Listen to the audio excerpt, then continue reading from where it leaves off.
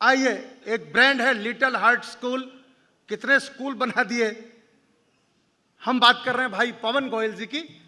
पवन गोयल जी की जीवन यात्रा आपके सामने है। हमारे बहुत सारे नवरत्ना अवार्डीज आ चुके हैं। भाई राजकुमार जी को मैं देख रहा हूं सामने, कुलदीप जी को देख रहा हूं। आप सबका हृदय से स्वागत है, अभिनंदन है। आइए यात्रा देखते हैं पवन गोयल की। जब शिक्षा, संस्कार और सेवा साथ साथ चले, तब केवल एक व्यक्ति नहीं बल्कि पूरा समाज आगे बढ़ता है। इन्हीं मूल्यों को अपने जीवन का आधार बनाकर एक साधारण शुरुआत को असाधारण उपलब्धियों में बदलने वाले व्यक्तित्व हैं डॉक्टर पवन कुमार गोयल जी। 1 जुलाई 1971 हरियाणा के भिवानी शहर में जन्मे डॉक्टर पवन कुमार गोयल जी के व्यक्तित्व की नींव पारिवारिक संस्कारों और शिक्षा के प्रति समर्पण पर आधारित रही। उनके पूजनीय पिता श्री त्रिलोक चंद गोयल जी और माता श्रीमती गीगी रानी जी ने उन्हें शिक्षा, सेवा और जीवन मूल्यों के संस्कार दिए। उनकी धर्मपत्नी श्रीमती भावना गोयल जी ने उनकी शैक्षणिक और संस्थागत यात्रा में हर कदम पर सहयोग और विश्वास के साथ उनका साथ निभाया। भिवानी उनके लिए केवल जन्मभूमि नहीं बल्कि कर्मभूमि भी है। यहीं से उनकी शिक्षा की यात्रा शुरू हुई और यहीं उन्होंने समाज को शिक्षा के माध्यम से नई दिशा देने का संकल्प लिया। व्यावसायिक जीवन की शुरुआत उन्होंने एक छोटे से बर्तनों के व्यवसाय से की, लेकिन उनकी मंजिल कुछ और ही थी। आगे चलकर उन्होंने अपनी पत्नी के साथ उच्च शिक्षा प्राप्त की और वर्ष 2003 में मात्र 2 कमरों से एक विद्यालय की स्थापना की। यही छोटा सा प्रयास आज little hearts group of schools के रूप में एक विशाल शैक्षणिक परिवार बन चुका है। आज इस समूह के अंतर्गत 4 विद्यालय और 1 अकादमी संचालित है, जहां लगभग 5000 विद्यार्थी शिक्षा प्राप्त कर रहे हैं और लगभग 500 लोगों को रोजगार प्राप्त हुआ है। डॉक्टर गोयल जी अपने जीवन की सबसे बड़ी प्रेरणा अपने परिवार को मानते हैं। विशेष रूप से अपनी पूजनीय दादी श्रीमती मनोहरी देवी जी द्वारा दिए गए संस्कारों को वे अपनी सबसे बड़ी पूंजी मानते हैं। परिवार की एकता, साहस और सामूहिक प्रयास, यही उनकी कार्यशैली की सबसे बड़ी पहचान है। शिक्षा के साथ साथ वे सामाजिक और धार्मिक गतिविधियों में भी सक्रिय भूमिका निभा रहे हैं। चिकित्सा शिविर, योग शिविर, वृक्षारोपण अभियान, आर्थिक रूप से कमजोर विद्यार्थियों की सहायता और अनेक सामाजिक एवं धार्मिक संस्थाओं के माध्यम से वे निरंतर समाज सेवा में अपना अमूल्य योगदान दे रहे हैं।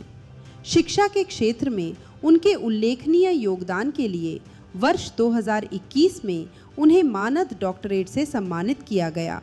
इसके अतिरिक्त उन्हें श्रेष्ठ मैनेजिंग डायरेक्टर सम्मान, बिजनेस इनोवेशन अवार्ड जैसे अनेक प्रतिष्ठित सम्मानों से सम्मानित किया जा चुका है। साथ ही उनके संस्थान को गोल्डन बुक ऑफ रिकॉर्ड्स में भी विशिष्ट स्थान प्राप्त हुआ है। डॉक्टर पवन कुमार गोयल जी का जीवन इस सत्य का प्रमाण है कि शिक्षा, परिवार और समाज, इन तीनों के प्रति समर्पण के साथ किया गया कार्य आने वाली पीढ़ियों के लिए प्रेरणा बन जाता है। शिक्षा से जुड़ी पारिवारिक विरासत। डॉक्टर पवन गोयल का संपूर्ण परिवार शिक्षा की सेवा से गहराई से जुड़ा रहा है। उनके पिताजी श्री त्रिलोक चंद गोयल ने केएम हाई स्कूल भिवानी में पूरे 32 वर्षों तक हेडमास्टर के रूप में अपनी सेवाएं दी। उनके बड़े भाई श्री आनंद प्रकाश गोयल राजकीय विद्यालय में हेडमास्टर रहे। वहीं दूसरे बड़े भाई श्री संजय गोयल आज भी वैश्य कॉलेज में प्राचार्य के पद पर कार्यरत हैं। इस प्रकार ये पूरा परिवार उच्च कोटि के शिक्षाविदों की एक समृद्ध विरासत है। डॉक्टर पवन गोयल ने अपने दोनों बच्चों ऐश्वर्या और निश्चल के बीच कभी बेटा बेटी का कोई भेद नहीं किया। उन्होंने दोनों को समान अधिकार, समान अवसर और समान परवरिश दी, जिससे समाज को एक अनुकरणीय उदाहरण मिलता है। डॉक्टर पवन गोयल ने सदैव समाज को यही संदेश दिया है कि बेटी किसी भी क्षेत्र में बेटे से कम नहीं है।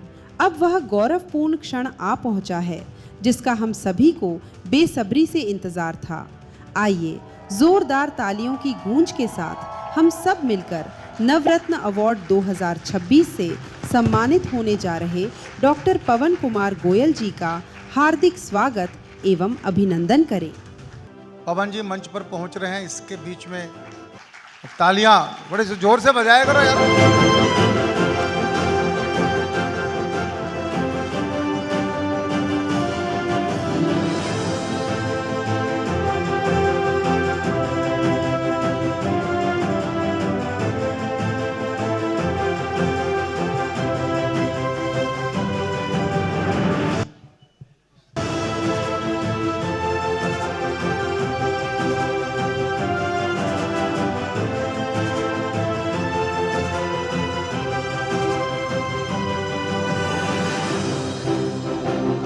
ओवर टू हमारे जनरल सेक्रेटरी, हमारे डायनेमिक सेनापति।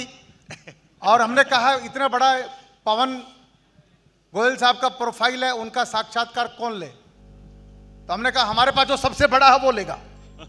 तो हमने अपने सेनापति को बिठाया, भाई दिनेश जी उनका साक्षात्कार ले रहे हैं, बातचीत करेंगे। दोनों ये दोनों मित्र भी हैं, इनकी सेटिंग है भीतर से, बता दूं पहले मैं आपको, दोनों ये मिले हुए हैं क्योंकि पहले से ही मित्र हैं।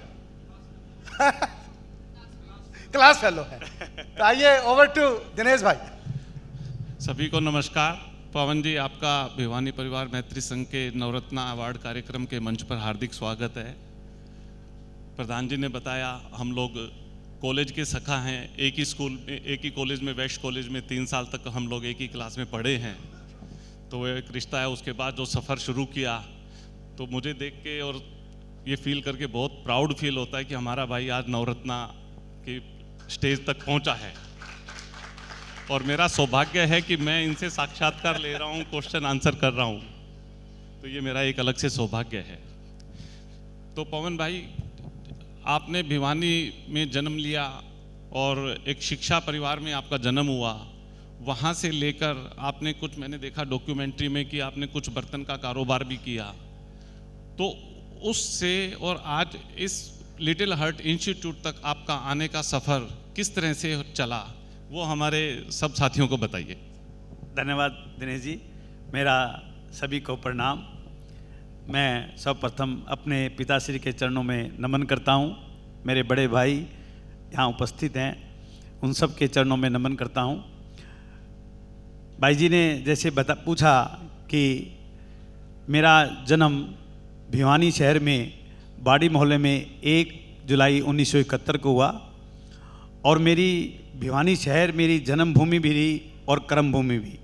क्योंकि भिवानी कहते तो हैं छोटी काशी, लेकिन मैं हमेशा कहता हूँ इक्विवेलेंट काशी मानता हूँ मैं तो, कि इतना शांत वातावरण और भक्तिमय वातावरण परमात्मा ने हमें दिया और हमारा जन्म भिवानी में किया। 1 जुलाई 1971 में जब जन्म हुआ, उसके बाद मेरी दादी जी का आशीर्वाद और मेरे माता पिता गुरुजनों का आशीर्वाद, उससे हम आगे बढ़े।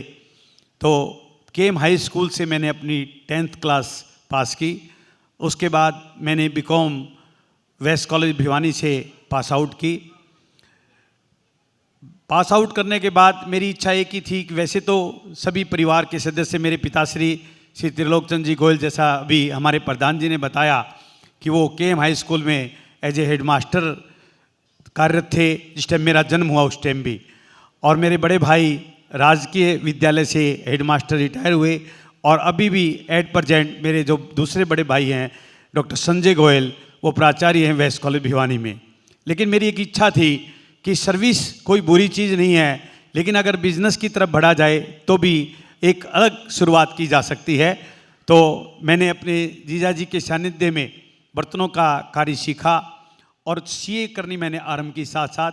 लेकिन मेरे जो बड़े भाई डॉक्टर संजय गोयल जी वे बड़े दूरदर्शी, उन्होंने मेरे पिताजी को कहा कि अब पढ़ेगा नहीं, अभी बिजनेस ही करेगा। और बर्तनों की दुकान मैंने 1992 में पिताजी ने शॉप दिलवाई और मैंने दुकान आरंभ की। 1994 में मेरी मैरिज हुई, 1995 में मेरी बेटी का जन्म हुआ।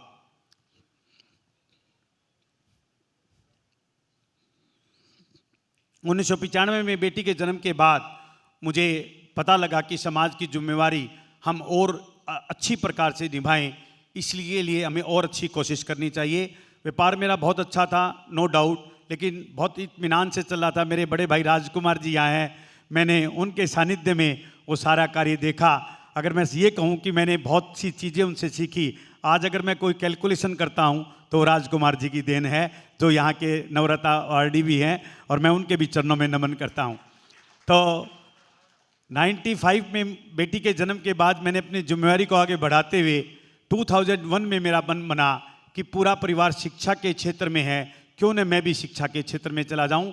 और जब 2001 में मैंने अपनी धर्मपत्नी श्रीमती भावना गोयल जी के साथ मिलकर, दोनों ने हमने शादी के 7 साल के बाद एमकॉम की।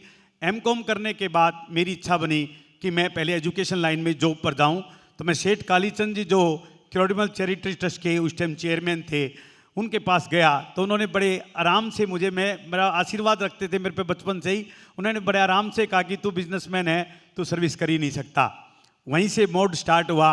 अगले दिन मैं सुबह मॉर्निंग वॉक कर रहा था, तो मेरे एक बड़े भाई और मेरे, मैं कहता हूँ दोस्त कह लो, बड़े भाई कह लो, जीवन साथी कह लो, सतीश जी यहाँ उपस्थित हैं। उन्होंने कहा कि आप तो हमेशा बातचीत करते चलते हो, आज सीरियस कैसे हो? तो मैंने कहा कि मेरी इच्छा थी कि मैं शिक्षा के क्षेत्र में आऊं, लेकिन कल ये बात हुई तो मैं सोच रहा हूं कि दोबारा कैसे स्टार्ट की जाए। तो उन्होंने कहा कि तो आप तो सारे के सारे शिक्षा के क्षेत्र में हैं, क्यों ना अपना विद्यालय आरंभ कर लें। तो उस दिन परमात्मा की कृपा है मेरे ऊपर, मैं डिसीजन में बहुत ज़्यादा समय नहीं लेता, मैक्सिमम 1 मिनट और 2 मिनट। अगर मेरा मन ये कह दे कि ओके है तो डन है। मैंने उसी टाइम मॉर्निंग वॉक पे वो डिसीजन ले लिया कि मैं एक छोटा सा विद्यालय प्ले स्कूल आरंभ करूंगा। 28 जनवरी 2003 को मेरे मन में आई। सेम डे हमने और सतीश जी ने मिलकर उसका नक्शा तैयार करवाया हमारे आर्किटेक्ट साहब से, और 1 अप्रैल को हमने एक प्ले स्कूल 2 रूम की सहायता से आरंभ कर दिया, लिटिल हर्ट कॉन्वेंट स्कूल। वहाँ से इस कार्य का सफ़र आरंभ हुआ। 2003 में जब हमने इस विद्यालय को आरंभ कर दिया तो मेरे पिताश्री बहुत ही क्लियर विजन के व्यक्ति हैं। उन्होंने एक ही बात कही कि अगर तुम इसको आगे 5th तक लेके जाना चाहता है तो तुझे अपनी ज़मीन की व्यवस्था करनी पड़ेगी। तो लेकिन मैंने प्ले स्कूल समझ के उसका आरंभ किया था। परमात्मा का, पूरे समाज का, पूरे परिवार का बहुत बड़ा साथ है। उसकी वजह से मैंने 2010 में little heart public school Devsar की स्थापना की, जो आज +2 तक अपनी सेवाएं दे रहा है। और 2012 में हमने एक और विद्यालय, 2010 में जब हमने उस विद्यालय को आरंभ किया तो मैंने सोचा वो आउटर पे बहुत ज़्यादा बसेस जाएगी, रिस्क रहेगा। तो परमात्मा का आशीर्वाद मेरे पर बचपन से ही है, पिताजी का आशीर्वाद है, माताजी का मेरी का आशीर्वाद है, और पूजनीय मेरी दादी श्री का, जो जिनका एक ही विचार रहता था कि एकजुट अगर परिवार बनकर रहता तो हमें किसी प्रकार की कोई कमी जीवन में हो ही नहीं सकती। उनके आशीर्वाद से मैंने 2012 में तुरंत एक विद्यालय और आरंभ कर दिया। 2011 में स्टार्ट करके उसकी कंस्ट्रक्शन 2012 में little heart public school Bhiwani, Halwas gate near Bansilal park, वहाँ आरंभ कर दिया। वो भी अभी +2 की अपनी सेवाएं दे रहा है। उसके बाद 2017 में हमने अपनी बेटी ऐश्वर्या की मैरिज की।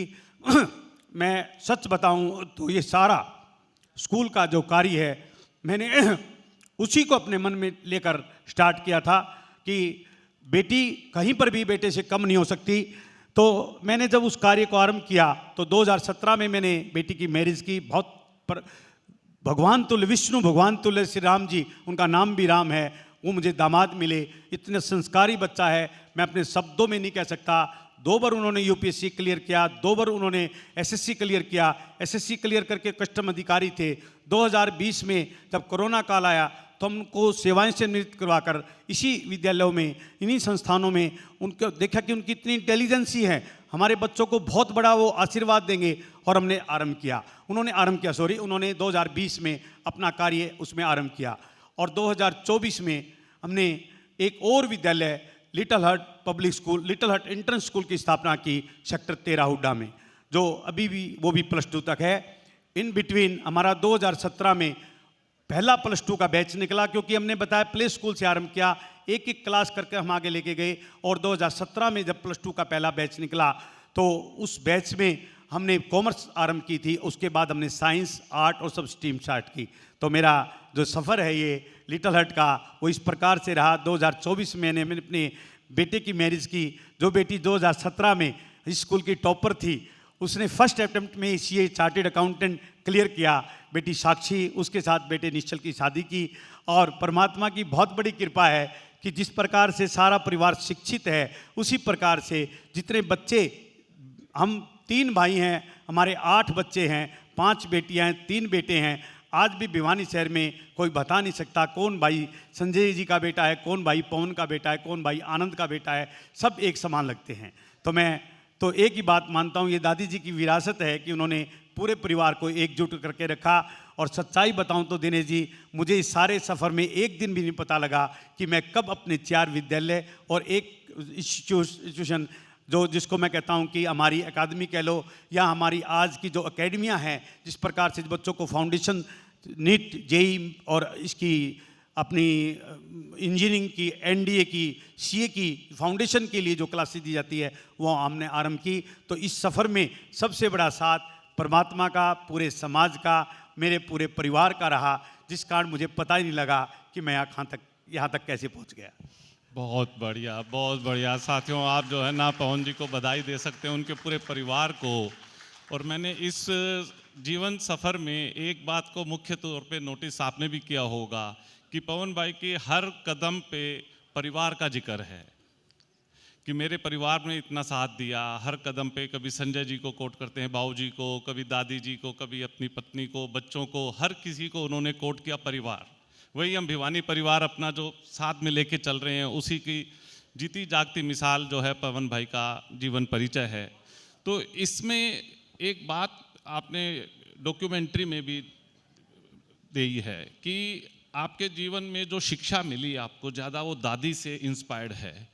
तो मैं आपसे सूक्ष्म रूप से पूछना चाहता हूँ कि दादी जी से क्या आपको ऐसी शिक्षाएं मिली जो इन्होंने आपके जीवन पे बहुत गहरा प्रभाव डाला?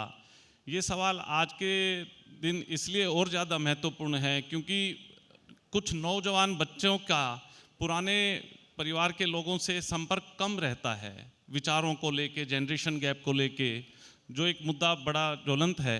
तो उसमें पवन जी के जीवन में दादी जी का क्या प्रभाव छोड़ा, वो आप बताइए।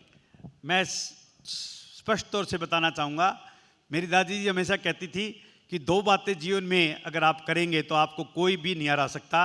निडरता से अपना कार्य करें, एकजुट रहें परिवार में, एक बार भी न सोचें कि मैं परिवार से हटकर कोई कार्य कर सकता हूं या मैं अप एंड डाउन रह सकता हूं। आप कभी भी अपने आप को डाउन न माने, कभी भी अपने आप को अप न माने। सारे भाई एक समान हैं। अगर ये बात मान के चलोगे तो आप कभी जीवन में पीछे नहीं रह सकते। दूसरा उनका सिद्धांत था मितव्ययी, कि हमेशा लिमिटेड एक्सपेंसेस होने चाहिए। आज भी हमारा जीवन बहुत सीमित साधनों से हम बहुत आराम से एंजॉय कर सकते हैं, लेकिन आज की जो युवा पीढ़ी है वो ये चाहती है कि मैं अपने लग्जरीज के जितने आइटम कलेक्ट कर लूं, जिस प्रकार से परिवार से दूर रहकर अपना एंजॉय कर लूं, जिस प्रकार से मैं अपना फील्ड इस प्रकार से चूज करूं कि मेरे परिवार के पास जाना ही नहीं पड़े, ताकि मुझे माता पिता का बर्डन या दादा दादी का बर्डन लेना ही नहीं पड़े। ये सबसे माइनस बात है। आज भी मुझे बताते खुशी होती है कि जिस दिन मेरे बाबा जी एक्सपायर हुए, मेरे पिताजी 6 वर्ष के थे और मेरी दादी जी कहती थी हम 3 व्यक्ति हैं, तेरे ताऊ जी, तेरे पिताजी और मैं। हम 3 व्यक्तियों से सफ़र आरंभ किया और एक ही बात रखी कि एक एक व्यक्ति को जोड़ेंगे। और वो जाट भाषा में कहती थी, मतलब अपनी हरियाणवी भाषा में कहती थी, भाई मानसों की गिनती होनी चाहिए, पैसे की कोई गिनती की जरूरत नहीं है। अगर मानस स्वस्थ है ना तो कोई कुछ नहीं बिगाड़ सकता। वो कहते हैं जितने हम एकजुट होकर रहेंगे ना, उस एकजुटता को कोई हिला ही नहीं सकता। और सच्चाई है, आज भी हम सारे भाई, हमारे पूरे ताऊ जी का परिवार, हमारी पूरी फैमिली गोयल परिवार, हम सारे एकजुट हैं। भिवानी में इसी नाम से जाना जाता है कि सब एकजुट है।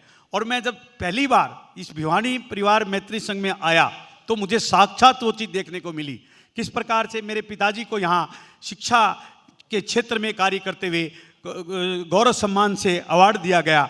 श्री उनका दादरी वालों का नाम श्री रामकिशन जी गुप्ता अवार्ड से उनको सम्मानित किया गया। तो मैंने दिनेश जी उस दिन देखा कि वास्तव में भिवानी परिवार मैत्री संघ इस बात का जीता जागता उदाहरण है। आप किस प्रकार से सब लोगों को एकत्रित करके यहाँ पर प्लेटफार्म पर लेके आ रहे हैं और एप्रिसिएशन दे रहे हैं। अभी जब मैं आया, प्रधान जी कह रहे थे कि एप्रिसिएशन देना बहुत बड़ी बात है। एप्रिशिएट अगर किया जाएगा तो कोई भी व्यक्ति जीवन में पीछे रह ही नहीं सकता। आज हमें कभी भी महसूस नहीं हुआ कि हम किस प्रकार से अपने कार्य को आगे बढ़ाएं।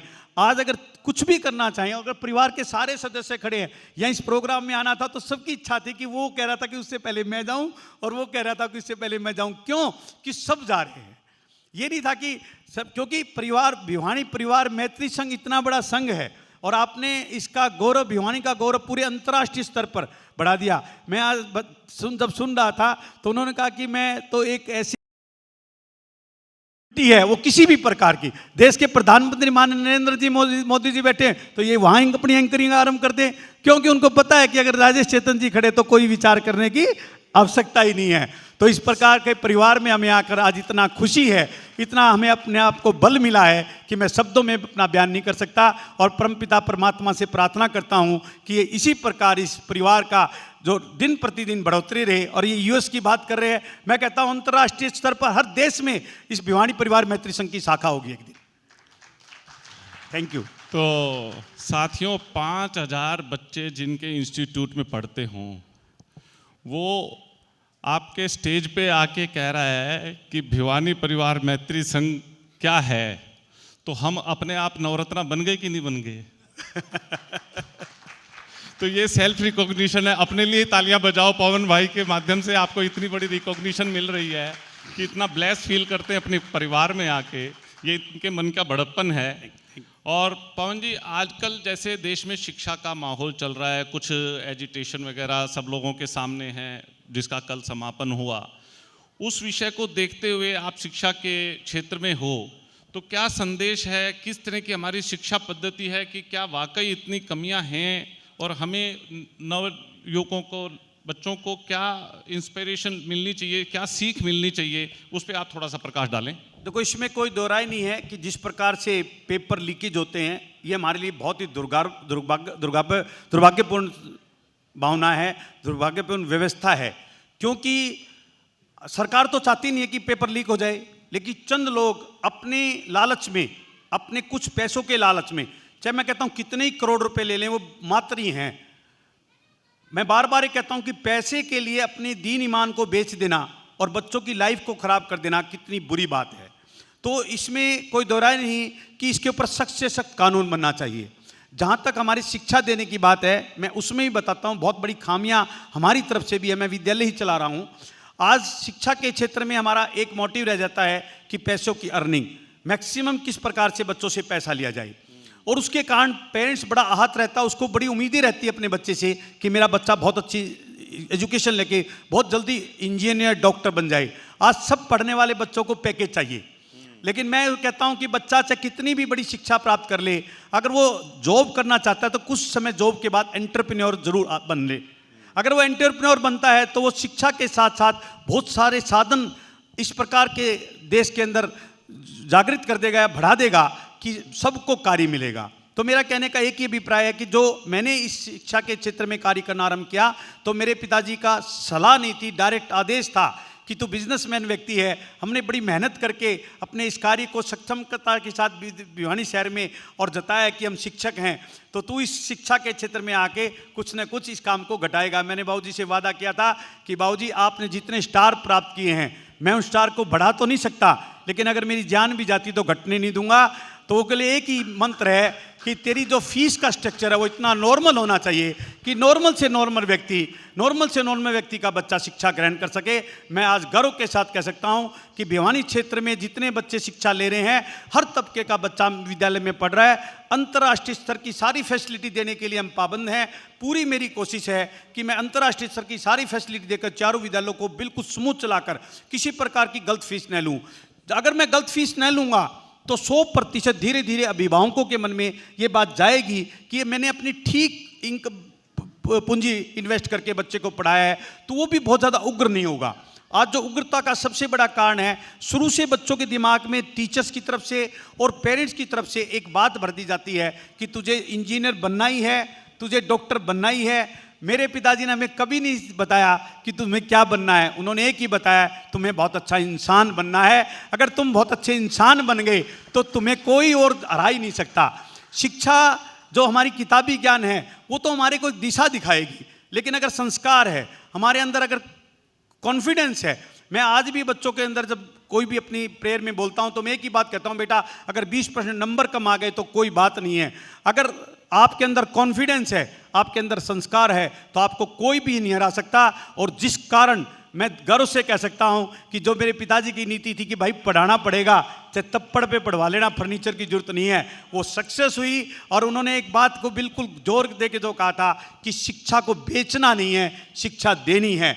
तो शिक्षा अगर हमारे समाज के अंदर दी जाएगी तो इस प्रकार की जो व्यवस्थाएं हैं वे अव्यवस्थित कभी नहीं होगी। ये मैं बिल्कुल गर्व के साथ, दावे के साथ कह सकता हूं। समय की सीमा है, आखिरी एक सवाल लूँगा आपसे, जिसमें 3 सवाल पूछना है मैंने, कि आपकी लिटिल हार्ट इंस्टीट्यूट की भविष्य की योजनाएं क्या हैं, बच्चों के लिए संदेश क्या है, और भिवानी परिवार मैत्री संघ के लिए क्या संदेश है, वो आपके साथ जुड़ के या लिटिल हार्ट उनके साथ जुड़ के आगे क्या रास्ता बनता है? भिवानी परिवार मैत्री संघ हमारे साथ जुड़कर, ये आपने क्वेश्चन थोड़ा उल्ट पूछ लिया कि भिवानी परिवार मैत्री संघ जुड़कर हमारे साथ कुछ ले सकता। नो, हम भिवानी परिवार मैत्री संघ के साथ जुड़कर आपको गौरवान्वित महसूस भी कर रहे हैं, और हम ये पूरी अपने मन में आशा लेके आए हैं कि हम यहाँ से बहुत अच्छे संस्कार लेके जाएंगे, बहुत बड़ा सहयोग लेके जाएंगे। जहाँ तक लिटिल हार्ट की योजना की बात है, सीधे शब्दों में एक ही योजना है हमारी कि जितने बच्चे विद्यालय में पढ़ने आए हम उनको बहुत इत्मीनान से पढ़ाएं, उनको पूरी फैसिलिटी दें, ताकि वो जिस विजन के साथ उनके पेरेंट्स ने हमें जिम्मेदारी दी है वो हम पूरी कर पाएँ। लेकिन एक बात पक्की है, आज अगर हमारे समाज के अंदर सभी पेरेंट्स और सभी बच्चे एक बात सोच लें कि मुझे शिक्षा ग्रहण करके अपने संस्कारों को नहीं भूलना, अपने माता पिता को नहीं भूलना। भी मेरे से पहले विनोद जी थे, उन्होंने बिल्कुल डायरेक्ट इस बात का जिक्र किया था कि अपने माता पिता को भी नहीं छोड़ना, अपने दादा दादी को नहीं छोड़ना, अपने परिवार के साथ जुड़कर रहना। चाहे हम भिवानी से दूर रह रहे हैं, अगर बच्चा कहीं बाहर पढ़ने के लिए चला गया, मेरी बेटी तो हमेशा कहती है, वो कहती है भिवानी को मत भूलना, भिवानी को ही हमने आगे बढ़ाना है। तो अगर पढ़कर अगर हम अपने समाज को आगे बढ़ाएंगे, अपने क्षेत्र को आगे बढ़ाएंगे, तो हमारे लिए गर्व की बात रहेगी। और मैं एक ही बात कहना चाहूँगा भिवानी परिवार मैत्री संघ के सभी पदाधिकारीगण को भी, सभी सदस्यों को भी, वो इस प्रकार से समाज को दिशा दिखाएं कि हम सब मिलकर इस समाज को बहुत अच्छी दिशा में लेके जाएं। बहुत बहुत धन्यवाद पवन भाई, हमारा समय यहीं समाप्त हुआ, वरना तो हम तो कॉलेज के सखा हैं, कितना भी समय बात कर सकते हैं। बहुत बहुत धन्यवाद। Thank you. दिनेश जी का बहुत बहुत धन्यवाद। मेहर दिनेश जी बीकॉम तक साथ पढ़े, और जब जब इनसे मिलता हूं तो मुझे बहुत बड़ा गर्व महसूस होता है कि हम आज भी एक हैं। Thank you. साथियों, एक वाकया बताता हूं, जब हमारी नवरत्ना की सिलेक्शन की मीटिंग हो रही थी तो पवन भाई का नाम आया, तो मालूम था, मैंने कहा भाई मेरे साथ पढ़े हैं, तो बोले दिनेश भाई आपको सिलेक्शन करना है, देखो। मैंने कहा मैंने इनके इंस्टीट्यूट में कभी नहीं गया था, मैंने पवन जी से, राजकुमार जी से इनके विषय में सुना, और भिवानी जाता हूँ तो विषय में सुना, लेकिन देखा नहीं था, तो मैं वहाँ कुछ बोल नहीं पाया। तो 20 दिन बाद मेरा भिवानी अपनी माँ से मिलने जाना हुआ, तो मैंने किसी बहाने से पवन भाई को फ़ोन करा, रास्ते में देखना था मुझे, जवाब देना था। तो पवन भाई बोले आजा दिनेश, आराम से, अपन इतवार का दिन था, तो मैं इनके पास, बरसात हो रही थी बड़ी तेज, फिर भी मैं इनके पास गया और इनके 2 स्कूल में देख के आया। वाकई आपको बताता हूँ, आप उनके स्कूल को देखोगे तो आपका सीना चौड़ा हो जाएगा। इतना अच्छा मेंटेन है, इतना अच्छा जो है स्कूल इन्होंने बनाया है। एजुकेशन की इन्होंने संडे के दिन मुझे बारीक से बारीक बातें बताई। एजुकेशन के क्षेत्र में जो ये परिवार काम कर रहा है वो हमारे लिए बड़े गर्व की बात है। जब मैं पूरा सब कुछ देख के चला बाबूजी, तो मैंने जब गाड़ी में बैठते हुए पवन को सारी बात बताई कि भाई मैं इसलिए आया था तेरे पास, तो पवन भाई भी हंसने लग गए। मैंने कहा आज हम दोनों भाई पास हो गए और अब हम जुड़ के जो है ना बहुत अच्छा काम करेंगे। बहुत बहुत धन्यवाद, साधुवाद। मित्रों, एक बार तालियां थोड़ा मिलके बजेगी, जोर से बजेगी तो अच्छा लगेगा। आपकी जो बैक टीम है वो नवरत्ना खोजने में जैसे छोरे खोजना पड़ता है किसी लड़की के लिए, उतनी मेहनत करते हैं हम लोग। जाके पूछते हैं, बात करते हैं। सारा गोयल परिवार मंच पर आ जाए, पवन जी का पूरा परिवार। पवन जी ने बात बात परिवार की चर्चा की है, आइए पूरा परिवार पवन जी का मंच पर आए। राजकुमार जी भी उनके परिवार के हैं, ये तो उनके दोस्ती है पक्की दोनों की।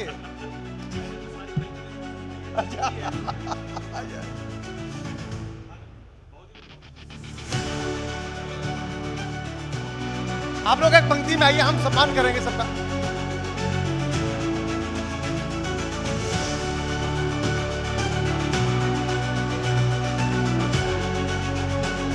दिनेश भाई थोड़ा सा लाइन बनाओ लंबी, पवन जी को और श्रीमती जी को बीच में दो दोनों, और हमारी टीम के लोग आए। भाई हमारे निवर्तमान प्रधान नवल किशोर गोयल जी। नवल जी आओ भाई साहब। भाई प्रमोद जी,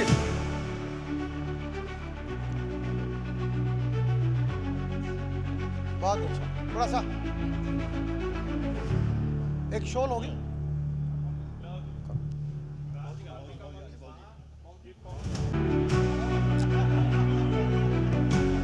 देखो मित्रों, बार बार चर्चा पवन भाई ने एक ही की है, परिवार परिवार परिवार।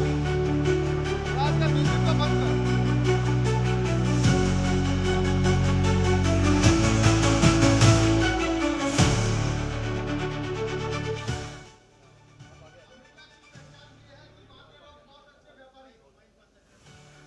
माइक बंद है? ठीक है, माइक चल रहा है। दुनिया में अमेरिका की पहचान यह है कि वहां के लोग बहुत अच्छे व्यापारी हैं। जापान की पहचान यह है कि वहां के लोग देशभक्त हैं। तो दुनिया में भारत की पहचान यह है, ये जो परिवार नाम का शब्द है, ये जो परिवार नाम का संस्कार है, ये दुनिया में केवल भारत के पास है और किसी के पास नहीं है। इसलिए इस परिवार को बचा के रखना दोस्तों।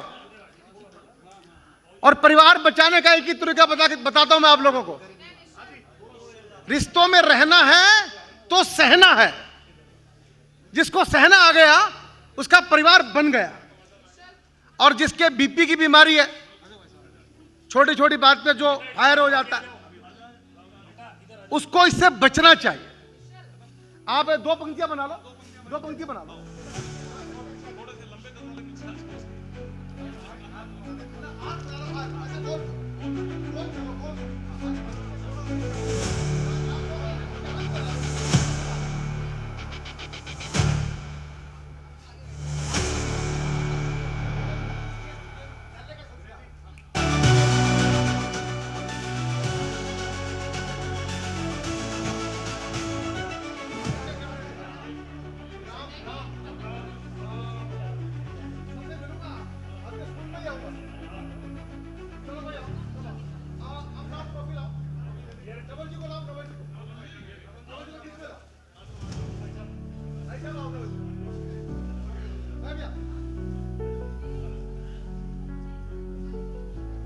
भाई साहब थोड़ा जगह बनाओ।